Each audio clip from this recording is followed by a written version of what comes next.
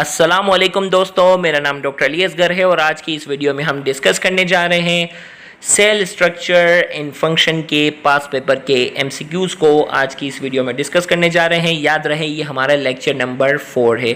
Lecture number 4 में हम MCQ number 61 से बाकायदा आगाज़ करेंगे। तो आज के इस लेक्चर को शुरू करने से पहले एज़ यूजुअल आपसे रिक्वेस्ट करेंगे कि अगर आपने अब तक हमारे इस चैनल को सब्सक्राइब नहीं किया जो कि सिंध बोर्ड टीचिंग के नाम से है, तो काइंडली आज ही आप हमारे इस चैनल को सब्सक्राइब करें और साथ ही साथ बेल आइकन को लाजमी क्लिक करें ताकि हमारी अपलोड करता तमाम इंपॉर्टेंट वीडियोज़ की नोटिफिकेशन भी आपको रिसीव होती रहे।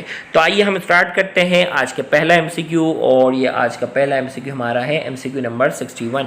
इसमें कहा जा रहा है organelle involved in the synthesis of ATPase. वो कौन सा ऑर्गेनेल है जो एटीपी की सिंथेसिस में और एटीपी की बनावट में अहम किरदार अदा करता है। चार ऑप्शन आपके सामने इस वक्त मौजूद हैं। ऑप्शन ए में कहा जा रहा है राइबोसोम, ऑप्शन बी में कहा जा रहा है माइटोकॉन्ड्रिया, ऑप्शन सी में कहा जा रहा है न्यूक्लियस और ऑप्शन डी में कहा जा रहा है centriole. A B C and D चार ऑप्शन आपके पास है और आपने बताना है कि वो कौन सा ऑर्गेनेल है जो एटीपी की सिंथेसिस के अंदर अहम किरदार अदा करता है। तो चार ऑप्शन आपके पास है और आपने एक ऑप्शन जो है वो क्या करना है, सेलेक्ट करना है।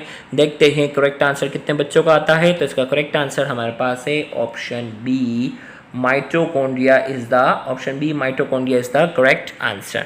माइटोकॉन्ड्रिया ही जो होता है वो पावर हाउस ऑफ सेल कहलाता है और यही क्या करता है, एटीपी सिंथेसिस करवाता है।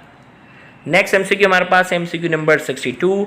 विच organelle is bounded by two membrane. इनमें से कौन सा ऑर्गेनेल है बाउंडेड बाय टू मेम्ब्रेन, जिसके पास दो मेम्ब्रेन होती है। ऑप्शन ए में कहा जा रहा है राइबोसोम, ऑप्शन बी में कहा जा रहा है माइटोकॉन्ड्रिया, ऑप्शन सी में कहा जा रहा है लाइसोसोम और ऑप्शन डी में कहा जा रहा है न्यूक्लियस। इसमें से हमें बताना है कि वो कौन सा ऑर्गेनेल है जिसके पास दो मेम्ब्रेन होती है। बहुत ही आसान सवाल है। A B C and D चार ऑप्शन आपके पास है और आपने एक ऑप्शन सेलेक्ट करना है। तो इसका करेक्ट आंसर मैं बताने जा रहा हूँ और उम्मीद है आप भी अपना ऑप्शन जो है वो कमेंट सेक्शन में लिख चुके हैं। तो इसका करेक्ट आंसर हमारे पास है option B, mitochondria is the correct answer. Mitochondria जो है वो क्या है, bounded by two membrane, double membrane है, outer membrane and inner membrane. Next MCQ हमारे पास है एमसीक्यू नंबर 63।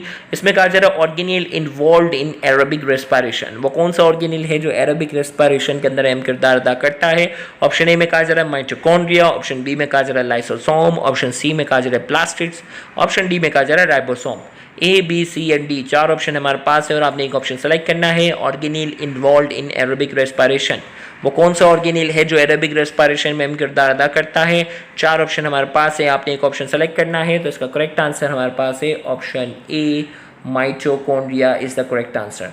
माइटोकॉन्ड्रिया जो है वो एरोबिक रेस्पिरेशन के अंदर क्या करता है, अहम किरदार अदा करता है। Option A is the correct answer. Next MCQ हमारे पास है MCQ number 64। The inner membrane of mitochondria form extensive infolding cord. भाई माइटोकॉन्ड्रिया की जो इनर मेम्ब्रेन होती है ना वो एक्सटेंसिव इनफोल्डिंग बना रही होती है, यानी बहुत वसी तौर पर बड़े लेवल पर जो वो इनफोल्डिंग बनाती है उसे क्या कहते हैं, या और करके the finger like infolding which are form by the inner membrane of mitochondria are called. Mitochondria की जो इनर मेम्ब्रेन जो फिंगर लाइक प्रोजेक्शन बनाती है उस फिंगर लाइक प्रोजेक्शन को क्या कहते हैं। हो गया आसान सवाल। ऑप्शन ए में कहा जा रहा है क्रिस्टी, ऑप्शन बी में कहा जा रहा है सिस्टर्नियन मैट्रिक्स, ऑप्शन सी में कहा जा रहा है लेमिला एंटोनोप्लास्ट, ऑप्शन डी में कहा जा रहा है bifida and porin. A B C and D चार ऑप्शन आपके पास है और आपने एक ऑप्शन जो है वो क्या करना है, सेलेक्ट करना है। देखते हैं करेक्ट आंसर कितनों का आता है। तो इसका करेक्ट आंसर हमारे पास जो है option A cristae is the correct answer. Next MCQ हमारे पास है हमारे पास एमसीक्यू नंबर 65 रही है ना। ओके भाई, नेक्स्ट एमसीक्यू ये वाला है भाई। Which of the following are colourless. इनमें से कौन सा जो है वो कलरलेस। ऑप्शन ए में कहा जा रहा है क्लोरोप्लास्ट, ऑप्शन बी में कहा जा रहा है क्रोमोप्लास्ट, ऑप्शन सी में कहा जा रहा है ल्यूकोप्लास्ट एंड ऑप्शन डी में कहा जा रहा है none of these. A B C या D, which of the following are colourless. इनमें से कौन सा जो है वो कलरलेस है। A B C and D चार ऑप्शन हमारे पास है और आपने एक ऑप्शन सेलेक्ट करना है। तो इसका करेक्ट आंसर हमारे पास है option C, leucoplast is the correct answer. Leucoplast जो है वो क्या होता है, कलरलेस होता है। क्रोमोप्लास्ट का कलर जो होता है वो ग्रीन के अलावा होता है और क्लोरोप्लास्ट का कलर क्या होता है, ग्रीन होता है। नेक्स्ट एमसीक्यू हमारे पास है in a plant cell chlorophyll is present in. भाई प्लांट सेल की बात करेंगे, क्लोरोफिल कहाँ मौजूद होता है। भाई एमसीक्यू नंबर 66 की हम बात करने जा रहे हैं। In a plant cell chlorophyll is present in, option A में कहा जा रहा है क्रोमोप्लास्ट, ऑप्शन बी में कहा जा रहा है ल्यूकोप्लास्ट, ऑप्शन सी में कहा जा रहा है स्ट्रोमा और ऑप्शन डी में कहा जा रहा है क्लोरोप्लास्ट। बहुत ही आसान सवाल है कि क्लोरोफिल जो होता है वो प्लांट सेल में कहाँ पाया जाता है। A B C and D 4 option हमारे पास हैं, जल्दी से एक ऑप्शन सेलेक्ट करें। तो इसका करेक्ट आंसर मैं बताने जा रहा हूँ। इसका करेक्ट आंसर हमारे पास है option D, chloroplast is the correct answer. Next MCQ हमारे पास है the interior of the chloroplast is divided into heterogeneous structure embedded in the matrix is known as. भाई क्लोरोप्लास्ट का जो अंदरूनी हिस्सा होता है, इंटीरियर वाला पार्ट होता है, उसको हम डिवाइड कर देते हैं हेट्रोजीनियस स्ट्रक्चर में एम्बेडेड इन मैट्रिक्स, जो कि मैट्रिक्स के अंदर मौजूद होता है, उसे क्या कहते हैं। ऑप्शन ए में कहा जा रहा है option A grana, option B stroma, option C thylakoid, option D में कहा जा रहा है cisternae. A B C and D 4 option हमारे पास है और आपने एक ऑप्शन सेलेक्ट करना है। तो इसका करेक्ट आंसर हमारे पास है option A, grana is the correct answer. Grana जो है वो कहलाता है। नेक्स्ट एमसीक्यू हमारे पास है एमसीक्यू नंबर 68। इसमें कहा जा रहा है which statement is correct about mitochondria and chloroplast. कौन सा स्टेटमेंट जो है वो माइटोकॉन्ड्रिया और क्लोरोप्लास्ट दोनों के लिए करेक्ट है। ऑप्शन ए में कहा जा रहा है chloroplast and mitochondria can not live independently. भाई क्लोरोप्लास्ट और माइटोकॉन्ड्रिया इंडिपेंडेंटली जिंदा नहीं रह सकते, यानी सेल से बाहर ये जिंदा नहीं रह सकते। ओके, ये तो करेक्ट है। बी में कहा जा रहा है 70S ribosome is attach with the interior membrane of mitochondria and chloroplast. भाई 70S राइबोसोम जो होता है ये तो प्रोकैरियोट में होता है, यूकैरियोट में तो होता ही नहीं है। और माइटोकॉन्ड्रिया और क्लोरोप्लास्ट तो यूकैरियोट में होते हैं, प्रोकैरियोट में नहीं होते। बी तो गलत हो गया। सी में कहा जा रहा है chloroplast and mitochondria single membrane structure. भाई क्लोरोप्लास्ट और माइटोकॉन्ड्रिया सिंगल मेम्ब्रेन स्ट्रक्चर नहीं भाई, ये तो डबल मेम्ब्रेन स्ट्रक्चर है। सी भी गलत हो गया। डी में कहा जा रहा है number of mitochondria and chloroplast are same in all cell. भाई तमाम सेल के अंदर क्लोरोप्लास्ट और माइटोकॉन्ड्रिया की तादाद सेम होती है। नहीं, ऐसा नहीं है। तो इसका करेक्ट आंसर हमारे पास क्या बन गया। इसका करेक्ट आंसर हमारे पास हो गया option A, chloroplast and mitochondria can not live independently. ये इंडिपेंडेंटली नहीं जिंदा रह सकते, सेल के ये मोहताज है। बेशक इनके पास अपना डीएनए, लेकिन इंडिविजुअल अलग से ये जिंदा नहीं रह सकेंगे। नेक्स्ट एमसीक्यू हमारे पास है एमसीक्यू नंबर 69।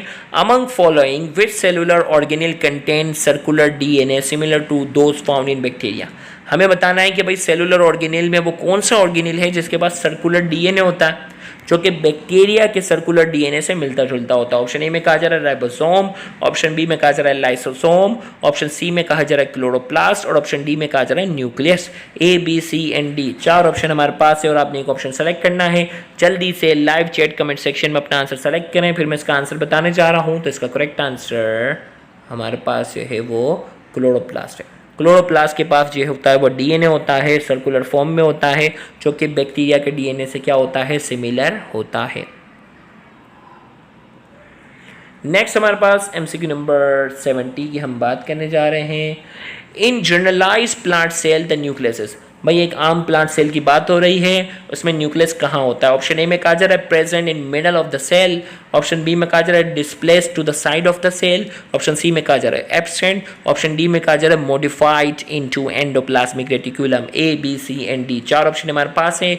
एक जनरलाइज प्लांट सेल के अंदर न्यूक्लियस कहाँ पाया जाता है। A B C and D 4 option आपके पास हैं और ये सवाल मेरे अपने एप्टीट्यूड टेस्ट में भी आया था कि भाई प्लांट सेल के अंदर न्यूक्लियस कहाँ मौजूद होता है।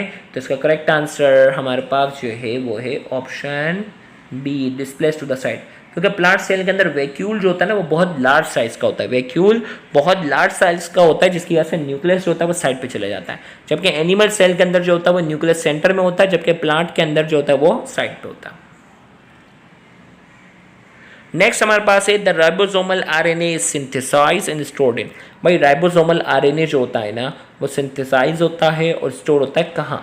ऑप्शन ए में कहा जा रहा है एंडोप्लाज्मिक रेटिकुलम, ऑप्शन बी में कहा जा रहा है न्यूक्लियोलस, ऑप्शन सी में कहा जा रहा है गोल्जी कॉम्प्लेक्स और ऑप्शन डी में कहा जा रहा है chromosome. A B C and D 4 option आपके पास हैं। The ribosomal RNA synthesize and stored. Ribosomal RNA जो होता है वो सिंथेसाइज होता है और स्टोर होता है कहाँ, स्टोर होता है। तो इसका करेक्ट आंसर हमारे पास जो है वो क्या है। इसका करेक्ट आंसर हमारे पास है option B, nucleolus is the correct answer. हमारे पास क्या है, nucleolus is the correct answer. Next हमारे पास है the outer membrane of the nuclear envelope is at places continuous with the देखिए भाई यहाँ कह रहा है outer membrane of the nuclear envelope is at places continuous with the, भाई आउटर मेम्ब्रेन जो होती है ना न्यूक्लियर इनवेलप की, वो किससे कंटिन्यू होती है, या ये सवाल पूछा जा सकता है nuclear membrane is continuous with, nuclear membrane किसके साथ कंटिन्यूएशन में होती है। ऑप्शन ए में कहा जा रहा है गोल्गी apparatus, ऑप्शन बी में कहा जा रहा है लाइसोसोम, ऑप्शन सी में कहा जा रहा है एंडोप्लाज्मिक रेटिकुलम, और ऑप्शन डी में कहा जा रहा है peroxisome. A B C and D, चार ऑप्शन आपके पास हैं। बहुत ही आसान सवाल है, उम्मीद करते हैं आप सबका आंसर जो है वो करेक्ट होगा। तो इसका करेक्ट आंसर हमारे पास ये है option C, endoplasmic reticulum is the correct answer. Endoplasmic reticulum की यही है ना भाई, एक चैनल होता है जो न्यूक्लियर मेम्ब्रेन से प्लाज्मा मेम्ब्रेन तक जाता है। तो न्यूक्लियर मेम्ब्रेन जो है वो कंटिन्यूएशन किसके साथ है, एंडोप्लाज्मिक रेटिकुलम के साथ। नेक्स्ट एमसीक्यू हमारे पास है the function of nucleolus is to make, भाई न्यूक्लियोलस का फंक्शन क्या है। ऑप्शन ए में कहा जा रहा है राइबोसोमल डीएनए बनाना, ऑप्शन बी में कहा जा रहा है आरएनए बनाना, ऑप्शन सी में कहा जा रहा है राइबोसोम बनाना, और ऑप्शन डी में कहा जा रहा है क्रोमोसोम बनाना। चार ऑप्शन आपके पास हैं। न्यूक्लियोलस का फंक्शन क्या है, इनमें से कौन सी चीज़ जो है वो न्यूक्लियोलस बनाता है, A B C and D. चार ऑप्शन हमारे पास है और इसका करेक्ट आंसर हमारे पास है option C, ribosome is the correct answer. भाई न्यूक्लियोलस का फंक्शन है क्या बनाना, राइबोसोम बनाना। नेक्स्ट हमारे पास है MCQ number 74। In prokaryotic cell, cell wall strengthening material is, भाई प्रोकैरियोट होते हैं ना, प्रोकैरियोट के अंदर सेल वॉल को मजबूत करने वाला मटेरियल कौन सा। ऑप्शन ए में कहा जा रहा है सेलुलोस, ऑप्शन बी में कहा जा रहा है सिलिका, ऑप्शन सी में कहा जा रहा है काइटिन, ऑप्शन डी में कहा जा रहा है peptidoglycan. A B C and D 2010 के पास पेपर का ये सवाल है। देखते हैं करेक्ट आंसर जो है वो कितने बच्चे बताते हैं। तो इसका correct answer A B C and D, चार ऑप्शन हमारे पास हैं। तो इसका करेक्ट आंसर हमारे पास है D, peptidoglycan is the correct answer. Peptidoglycan जो होता है वो प्रोकैरियोट की जो सेल वॉल जो होती है उसको क्या करता है, स्ट्रेंथनिंग करता है, मजबूत करता है। नेक्स्ट हमारे पास है the entire cell wall of bacteria is often regarded as a single huge molecule और मॉलिक्यूलर कॉम्प्लेक्स कॉल्ड, भाई इस बैक्टीरिया जो है ना उसकी इंटायर सेल वॉल, उसकी पूरी सेल वॉल को हम कहते हैं कि एक बड़ा सा मॉलिक्यूलर कॉम्प्लेक्स है, और उस मॉलिक्यूलर कॉम्प्लेक्स को क्या नाम देते हैं। ऑप्शन ए में कहा जा रहा है कैप्सूल, ऑप्शन बी में कहा जा रहा है सेकेंडरी वॉल, ऑप्शन सी में कहा जा रहा है स्लाइम कैप्सूल, और ऑप्शन डी में कहा जा रहा है सेक्यूलस। A B C and D, भाई सिंध बोर्ड के अंदर इसका जिक्र मौजूद नहीं है, ये पंजाब बोर्ड और फेडरल बोर्ड के अंदर इसका जिक्र मौजूद है। उस स्ट्रक्चर को हम नाम देते हैं सेक्यूलस का नाम देते हैं। Option D is the correct answer. Next हमारे पास है एमसीक्यू नंबर 76 की हम बात करने जा रहे हैं। Which one of the following organelle is found in both prokaryotic and eukaryotic cell, इनमें से कौन सा स्ट्रक्चर है जो प्रोकैरियोटिक और यूकैरियोटिक सेल दोनों में पाया जाता है। ऑप्शन ए में कहा जा रहा है सेंट्रियोल, ऑप्शन बी में कहा जा रहा है एंडोप्लाज्मिक रेटिकुलम, ऑप्शन सी में कहा जा रहा है न्यूक्लियस, ऑप्शन डी में कहा जा रहा है ribosome. Which one of the following organelle is found in both prokaryotic and eukaryotic cell, इनमें से कौन सा ऑर्गेनेल है जो दोनों प्रोकैरियोटिक और यूकैरियोटिक सेल दोनों में पाया जाता है। A B C and D, चार ऑप्शन हमारे पास है और आपने एक ऑप्शन सेलेक्ट करना है। तो इसका करेक्ट आंसर हमारे पास जो है वो है D, ribosome is the correct answer. Ribosome जो होता है ये एक ऐसा ऑर्गेनेल है जो दोनों प्रोकैरियोटिक और यूकैरियोटिक सेल दोनों में पाया जाता है। नेक्स्ट हमारे पास है एमसीक्यू नंबर 77 की हम बात करने जा रहे हैं। Which one of the following structure is present in both animal and plant cell but absent in prokaryotic cell, इनमें से कौन सा स्ट्रक्चर है जो एनिमल और प्लांट सेल दोनों में पाया जाता है जबकि प्रोकैरियोटिक सेल के अंदर ये नहीं पाया जाता। ऑप्शन ए में कहा जा रहा है सेंट्रियोल, भाई सेंट्रियोल जो होता है वो एनिमल सेल में पाया जाता है, प्लांट सेल में नहीं पाया जाता। ऑप्शन सी में कहा जा रहा है प्लास्टिड, प्लास्टिड जो होता है वो प्लांट में पाया जाता है, एनिमल में नहीं पाया जाता। ऑप्शन डी में कहा जाए सीव ट्यूब, सीव ट्यूब भी प्लांट्स में पाया जाता है, एनिमल में नहीं पाया जाता। तो कौन सा ऑप्शन बच गया, हमारे पास बच गया है ऑप्शन नंबर बी, माइक्रोट्यूब्यूल जो है वो रह गया है और यही इसका क्या है, करेक्ट आंसर है। नेक्स्ट एमसीक्यू हमारे पास है एमसीक्यू नंबर 78 और the structure present in eukaryotic cell but absent in prokaryotic cell is, वो कौन सा स्ट्रक्चर है जो यूकैरियोटिक सेल में मौजूद होता है जबकि प्रोकैरियोटिक सेल में मौजूद नहीं होता। ऑप्शन ए में कहा जा रहा है न्यूक्लियस, ऑप्शन बी में कहा जा रहा है डीएनए, ऑप्शन सी में कहा जा रहा है राइबोसोम और ऑप्शन डी में कहा जा रहा है cell surface membrane. A B C and D, भाई वो कौन सा स्ट्रक्चर है जो यूकैरियोटिक सेल में पाया जाता है जबकि प्रोकैरियोटिक सेल में नहीं पाया जाता। A B C and D, चार ऑप्शन हमारे पास है और आपने एक ऑप्शन सेलेक्ट करना है। तो इसका करेक्ट आंसर हमारे पास है option A, nucleus is the correct answer. Nucleus जो होता है वो यूकैरियोटिक सेल में पाया जाता है जबकि प्रोकैरियोटिक सेल में नहीं पाया जाता। नेक्स्ट एमसीक्यू हमारे पास है, in which type of cell wall is not present. भाई इनमें से कौन सा सेल है जिसके पास सेल वॉल मौजूद नहीं है? ऑप्शन ए में कहा जा रहा है प्लांट सेल, ऑप्शन बी में कहा जा रहा है फंगल सेल, ऑप्शन सी में कहा जा रहा है बैक्टीरियल सेल और ऑप्शन डी में कहा जा रहा है लीवर सेल। भाई इन चारों में से एक सेल है जिसके पास सेल वॉल मौजूद नहीं है, A B C and D. चार ऑप्शन आपके पास है, तो इसका करेक्ट आंसर मैं बताना चाह रहा हूँ बहुत ही आसान है और वो है लीवर सेल। भाई लीवर सेल तो एनिमल सेल है ना, इसके एनिमल सेल के पास तो सेल वॉल नहीं होती।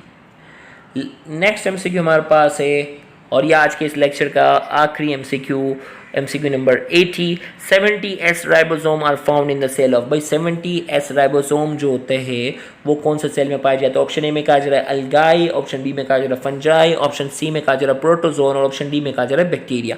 ए बी सी एंड डी चार ऑप्शन आपके पास हैं। 70S ribosomes are found in the cell. 70S ribosome इनमें से कौन सा सेल में पाए जाएंगे? तो करेक्ट आंसर इसका जो हमारे पास है वो है option D, bacteria is the correct answer. तो यहाँ जाकर हमारा आज का ये जो लाइव सेशन है ये मुकम्मल होता है, जिसमें सेल स्ट्रक्चर एंड फंक्शन के तमाम पास पेपर के एमसीक्यूज़ जो हैं वो मुकम्मल किए। इंशाल्लाह अगले आने वाले लेक्चर में हम नए चैप्टर के एमसीक्यूज़ को डिस्कस करेंगे, तो उस सेशन को भी अटेंड करना मत भूलिएगा। Thank you very much. अल्लाह हाफिज़।